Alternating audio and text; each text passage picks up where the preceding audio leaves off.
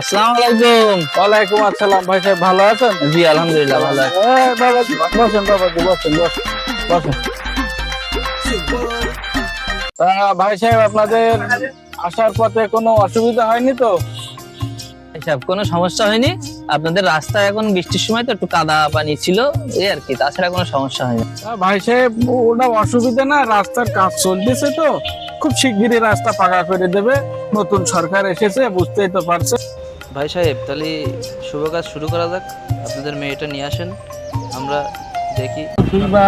কথাই কইছি সেটা তো জেনে নেওয়া ভালো যে ছেলে কি করে। মেয়ে তো দেখানোই যাচ্ছে, মেয়ে দেখানো কোনো বিষয় না আমাদের। মেয়ে আমরা দেখাবোই, মেয়ে তো আছে, দেখাতেই পারছি, সমস্যা নাই। এখন কথা হচ্ছে আপনাদের ছেলে কি করে, ছেলের বাবা কি করে, ছেলের বংশ কি, এটা তো আমাদের জানার বিষয় আছে, তাই না? আপনি কি বলছেন? ছেলে হচ্ছে কন্টেন্ট ক্রিয়েটার, মাসে 15 লক্ষ টাকা ইনকাম, এর চেয়ে কি বেশি চান? হ্যাঁ ভাই সাহেব, ছেলে কি বাসের কন্ট্রাক্টর, না ওই যে ঘর বাড়ি তৈরি করে রাজমিস্ত্রির কন্ট্রাক্টর? এটা তো বুঝলাম না। আবার বলতেছেন ছেলে মাসে 15 লক্ষ টাকা ইনকাম করে, সেটা কিভাবে সম্ভব?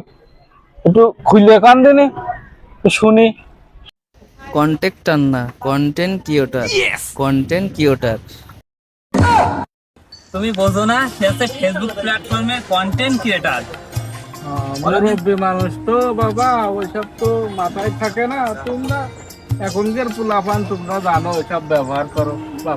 ভাই যাই হোক, কন্টেন্ট মনিটাইজেশন কি এখনো পাইছেন? পাইনি ভাই, কিন্তু আশীর্বাদী যে পাবো ভবিষ্যতে। ধুর ভাই, এখনো কন্টেন্ট মনিটাইজেশন পাওনি, তুমি বিয়ে করতে আইসাও।